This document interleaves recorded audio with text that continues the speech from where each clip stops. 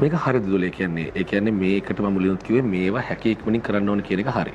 හැබැයි ඇත්තටම පිළිගත යුතු තත්ත්වයකට නිසායි මම කියන්නේ මේ පරීක්ෂණ දැන් ක්‍රියාත්මක වෙනවා. හැමතිම විදිහකට ඕනෑම වෙලාවක මේ ෆෝචුන් සොයි. දැන් මාස 14ක් ගිහිල්ලා තියෙද්දි අපිට මතකයි මේ ආණ්ඩුව ආවට පස්සේ විශාල ලයිස්තු ප්‍රමාණයක් ඉදිරිපත් කරා. වාහන ලයිස්තුවක් ඉදිරිපත් කරා. ජනාධිපති අරමුදලේ මුදල් ගත්ත විදිය ඉදිරිපත් කරා. එතකොට නිවාස ගිනි තියපුවාට ගත්ත විදිය. එතකොට මාධ්‍යවේදීන් අතුරුදහන් වීම එක්නැලිගොඩ වගේම ඊට පස්සේ තාජුඩීන් ඝාතනය, ලසන්ත වික්‍රමතුංග ඝාතනය. එතකොට අපේ ආයතනයට ප්‍රහාරයල් කළා අදට වසර 17ක් වෙනවා. මාධ්‍යවේදීන් විශාල ප්‍රමාණයක් රට හැර ගිහිල්ලා ඉන්නවා. පොද්දලලා, මංජුලලා, එතකොට උපාලිලා වගේ කට්ටිය. ඒගොල්ලෝ තාමත් විශ්වාසවන්ත ලංකාවට ඇවිල්ලවත් නැහැ. ඉතින් එතකොට දැන් අද කැබිනට් ප්‍රකාශකවරයා සඳහන් කරනවා මේවා වෙලා තියෙනවා. හැබැයි ඒගොල්ලෝගේ ආණ්ඩු තිබ්බේ ඕගොල්ලෝ විශ්වාස කරනවාද මේ සාක්ෂි එහෙම ඉතුරු කරලා ගිහිල්ලා ඇති කියලා. එහෙම අපහසුතාවයකුත් ඇති. නමුත් මේ ආණ්ඩුව අරගෙන මේ ලයිස්තුවේ දැන් ප්‍රගති සමාලෝචනය මේ වෙනකොට මොන මට්ටමකද තියෙන්නේ? මොකක්ද ඒක සම්බන්ධයෙන් අරගෙන තියෙන පැහැදිලි ක්‍රියාමාර්ගය කියන්න පුළුවන්? බොහොම ස්තුතියි දිදුල. මම හිතන්නේ කොටස් දෙකක් තියෙනවා. පළවෙනි එක තමයි ඒ කියන්නේ දැන් ඔය ලයිස්තු සම්බන්ධ කාරණාව. එතකොට ලයිස්තු දැන් කීපයක් එළියට දැම්මනේ මුල් කාලේ. එතකොට අර කිව්වාගේ හැම ලයිස්තුවකම තේරුම ඒ සම්බන්ධ නීතිමය ක්‍රියාමාර්ග ගන්න එක නෙමෙයි හෙළිදරව් කිරීමුත් තියෙනවා. දැන් උදාහරණයට ආරම්භයේදීම වාහන සම්බන්ධ ලයිස්තුවක් දැම්මා. ඒ කියන්නේ മന്ത്രിලා විතරක් නෙමෙයි අර වටේ හිටපු සමහරට මාධ්‍යෙන් අපි දැකපු ඒ වෙනුවෙන් කතා කරන අය අපි දන්නේ නැහැ ආවට පස්සේ තමයි දන්නේ වාහන අරගෙන කියලා. ඒකට ඒක මෙන්න මෙහෙමයි කරලා තියෙන්නේ කියලා එළිදරව් කිරීම මිසක් නිල බලයෙන් ඒක දෙන්න පුළුවන්. තනතුරක් ගහනවා, තනතුර ගහලා ජනාධිපති ලේකම් කාර්යාලයෙන් ඒක දෙනවා. අවභාවිතාව ඉදිරිපත් කරා. ඔව්. එතකොට ඒක එහෙම කරලා තියෙනවා. නමුත් අවභාවිතාව නීති අනුකූල විදිහට තමයි කරලා තියෙන්නේ. ඒකට දඬුවමක් දෙන එක නෙවෙයි. නමුත් ඒක එළිදරව් කිරීමත් ජනතාවට වැදගත්. උදාහරණයකට ඒක. ඊට පස්සේ අනිත් පැත්තෙන් ගත්තොත් දැන් අනිකුත් ජනාධිපති අරමුදලෙන් ලබා දීපු ලයිස්තුව. එතකොට ඒ ලයිස්තුව වල දරකරේ මේගොල්ලෝ මෙහෙම කරලා තියෙන එක. මොකද දැනගත යුතුයි. එකක් ඒක. හැබැයි අනික් පැත්තෙන් දැන් ඔය අර ගිනි තිබ්බා කියලා ගෙවල් ගනිපු එක. මම හිතන්නේ අර ගෙවල් වලට වන්දි ගනිපු එක සහ අනික් පැත්තෙන් අර තව ගෙවල් වගේකුත් ලබාගෙන තිබ්බනේ. ඒකෙදී ලබා දීපු ගෙවල් ටික නැවත පවර ගන්න මම හිතන්නේ කටයුතු කරමින් යනවා. එතකොට අනික් පැත්තේ මේ විදිහ සමහරුන්ට අදාළව නඩුත් ක්‍රියාත්මක වෙනවා. ඒ වන්දි ලබා ගැනීම සම්බන්ධව අපි දැක්ක ශෂීන්ද්‍ර රාජපක්ෂට එහෙම ක්‍රියාත්මක වෙනවා. එතකොට නීතිය කියන්නේ හෙළිදරව් කිරීම එකක් පිළිගන්නවා. ඒ වගේම මේකෙදි ඇත්තටම පිළිගන්නවා මේ සියල්ල මීට වඩා වේගෙන් ඉක්මනින් ඒවට අදාළ නීතිමය ක්‍රියාමාර්ග අවසන් කළ සාක්ෂි ගොනු කළ කරන්න පුළුවන් නම් හොඳයි සහ කළ යුතුයි කියන එකත් පිළිගන්නවා. නමුත් අර අද නලින්ද ජයතිස්ස ඇමතුමා ප්‍රකාශ කරේ එකක් මම හිතන්නේ ඒක තමයි අර නිකන් කාලේ වැලිතලාවේ මේක සැංගල යයිද? මම කියන්නේ මෙහෙමනේ කාලේ වැලිතලාවෙන් කියන එක එහෙම වෙන්නේ නැහැ. වෙන්නේ කියන්නේ කාලේ වැලිතලාවෙන් වෙන්නේ නැහැ. මේකේ අපහසුකමක් තියෙනවා සමහර දේවල් වල.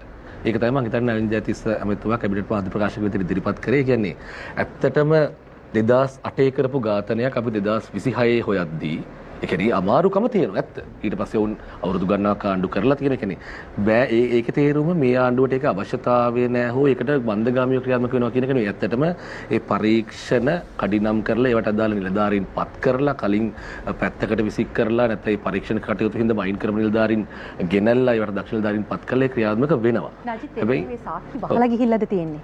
ඒ සාක්ෂි වහලාද තියෙන්නේ? නැත්නම් සාක්ෂි නැද්ද? නෑ. ඒ කියන්නේ දැන් අපි ඒක දැන් නිශ්චිත උත්තර දෙන්න අපි එකින් කරගෙන කතා කරන්න එපයි. හැබැයි දැන් මම කියන ඇත්තටම ගත්තොත් දැන් පාස්කු ප්‍රහාරය හරි. නැත්නම් ලසන්ත වික්‍රමතුංග ඝාතනය හරි. දැන් පරීක්ෂණ වල ප්‍රධාන වශයෙන් ගත්තොත් අපිට මිනිස්සු ජනතාව බලන් ඉන්න දේශපාලන වේදිකාවේ කතා කරා ලසන්තගේ ඝාතනය. ඒ කියන්නේ ඒක මේ ඔබතුමාලගේ ආණ්ඩුවත් කතා කරා, කලින් ආණ්ඩුවත් කතා කරා. ඊට පස්සේ එතකොට තාජුඩීන් ඝාතනය වගේ දේවල්. එතකොට ඇත්තටම ජනතාව බලාම්පුර ඒ කියන්නේ ජනතාව ඔබතුමාලා පිළිබඳ තියෙන විශ්වාසය දවසින් දවස ඈත් වෙනවා නේද මෙහෙම මන්දගාමී වුණොත්?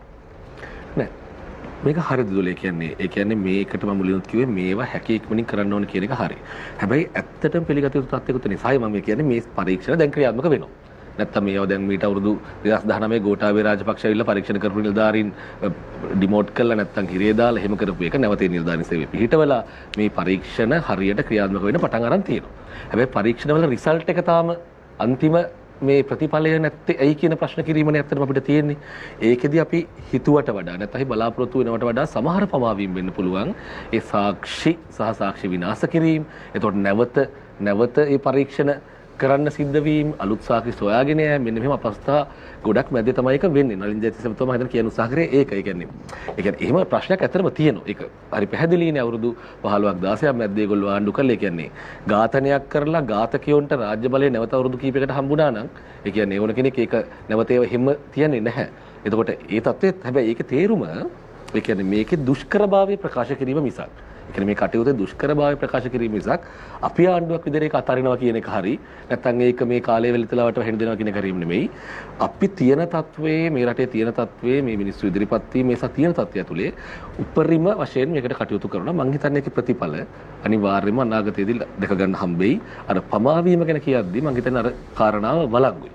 එතකොට ඒ අරින්න මේක කාලය වෙලිතලාවෙන් වැහෙන්න හෝ මේකම කෙනෙක්ම වහන්න බෑ. ඔබ කිව්වා වගේ මේ අපි කතා කරපු දේවල් අපි කියපු දේවල්. එතකොට මේකේ යන්න පුළුවන් උපරිම දුර සහ මේකේ යන්න දුර වෙච්ච දේවල් සියල්ල එක මේ සමාජයත් එක්ක කරගන්න කතිකාවතක් අපිට තියෙනවා. නමුත් තාම පරීක්ෂණ ක්‍රියාත්මක වෙන තත්ත්වයක. ඒක ඇක්ටිව් පරීක්ෂණ ක්‍රියාත්මක වෙන තත්ත්වයක අපි හිතන්නේ ඒකට කල් වැඩි. අපි ඒකට ඉඩ දීලා බලමු. විදේශගත වෙලා ඉන්න මාධ්‍යවේදීන් සම්බන්ධයෙන් මොන හරි තීන්දුවක් අරන් විදේශගත වෙලා ඉන්න මාධ්‍යවේදීන් මම හිතන්නේ අර තර්ජන හින්දා විදේශගත වුණා නම් මම හිතන්නේ අපේ 50කට වැඩි පිරිසක් විදේශගත වුණානේ. තර්ජන තියනවා කියලා 50කට වැඩි කියලා. විශාල පිරිසක් ගියා. ඒ කියන්නේ අද පාර්ලිමේන්තුවේ මම හිතන්නේ ඕක ඇදුණා. ඒ කියන්නේ ඇත්තටම දුරන්නේ අපි දන්න අපිට හිතවත් මාධ්‍යවේදීන් පවා විදේශගත වුණා. ඉතින් මම හිතන්නේ පැවති ආණ්ඩුවකින් මරණ තර්ජන තියෙන හින්දා විදේශගත වෙලා ඉන්නවනම් මේ රටේ ජීවත් වෙන්න ආසාවෙන් නැවත ඉන්නවනම් මම හිතන්නේ මේ වෙද්දි කිසිම කෙනෙකුට බාධාවක් නැහැ නේද ලංකාවට එන්න. නෑ ඒක ඇත්ත. ඔබතුමාලා ඒ කියන්නේ ඒගොල්ලෝ එහෙම එන්න ඒගොල්ලොන්ට මේ පරිසරය නිර්මාණය කරලා ආරක්ෂා පරිසරය නිර්මාණය කරලා දීලා ආණ්ඩුවේ වගකීමක් නේද ඔවුන්ව මෙහෙට ගෙන්නලා ඔවුන් ඒක හරියටම එහෙමයි. ඒ කියන්නේ දැන් ආරක්ෂක පරිසරය නිර්මාණය කරලා දෙනවා කියන එකේදී අපිට කරන්න පුළුවන්. ඒ කියන්නේ අපි මොන පැත්තේ අපි තුන්දෙනා වුණත් බය නැතුව ප්‍රශ්න අහන්නේ ඕගොල්ලෝ අපිට ගෙදර යනකොට ගහන්න නැති වෙයි කියලා හිතුවා. ඔව් අනිවාර්යයෙන් මම කියන්නේ දැන් ඒ තත්ත්වේ නිර්මාණය වෙලා තියෙනවනේ. මම කියන්නේ එහෙම විතරක් නෙමෙයි. මම කියන්නේ කාට හරි ඇවිල්ලා වැඩ ඒ කියන්නේ ලංකාවට එන්න අවශ්‍ය නම් මම හිතන්නේ අපි හැමෝම පක්ෂ භේදයකින් තොරවුණත් පිළිගත යුතු කාරණාවක් දැන් ඒක කරන්න පුළුවන්. මේ ආණ්ඩුවෙන් ඒ කියන්නේ විශේෂයෙන්ම කියන්නේ විදේශගත වෙච්ච මේ පිරිස ගැන කතා කරන්නකෝ. ඇත්තටම ඔය බහුතරයක් අපේ මිත්‍රයෝනේ.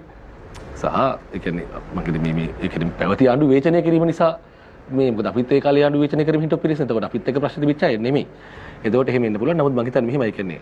මේක කෙලින්ම කිව්වොත් මම හිතන්නේ ඒ කියන්නේ මෙතෙන්ට එන්න අපි විසින් එහෙම එන්න පුළුවන් ඇවිල්ලා වැඩ කරන්න. මම මේ වෙලාවේ යෝජනාවක් හැටියට කරනවා. නාජිත් ගොඩක් මාධ්‍යත් එක්ක එන්න නිසා එහෙම පොඩ්ඩක් ඒක වගකීම අතට අරන් ආරාධනාවක් කරන්න ඒගොල්ලෝ. නෑ අනිවාර්යයෙන් මම කියන්නේ අපි ඒ ආරාධනාව විතර කරලා තියෙනවා සහ නැවතත් ඒ ආරාධනාව කරලා කවුරු හරි බයි. මම කියන්නේ අපිත් එක්ක කතා කරන්න. එහෙම තර්ජනයක් තියෙනවා නම් එහෙම තර්ජනයක් තියෙන පුද්ගලයන් ඉදල්ලේ ඉන්නවා කියලා තාම හිතනම නම් ඒව සම්බන්ධයෙන් ආණ්ඩුවේ කටයුතු. මම කියන්නේ ඒවා පැහැදිලිව අපිත් එක්ක විවෘතව කතා කරගන්න පුළුවන්. අපි ඒකට විවෘතයි. සහ ඉතින් ලංකාවට පැමිණීම සමහර විට ඉතින් ඔවුන් ගිහලා කාලයක් එහෙ ඉද්දි අවුරුදු 10ක් 15ක් ඉද්දි දරුවෝ එහෙ උස්මහත් වෙද්දි එහෙම මේ දුෂ්කරතා තියෙන්නත් පුළුවන්. ඒ ඇරෙන්න තර්ජන හින්දා නොඉන්න කිසිම හේතුවක් නැහැ. එහෙම තියෙනවා නම් අනිවාර්යයෙන් අපි ඒකේ වක්කීම ආණ්ඩුවක විතර බාර ගන්නවමයි. කිසිම ගැටලුවක් නැහැ. අපිත් එක්ක ඉන්ඩිවිජුවලි කතා කරන්න පුළුවන්.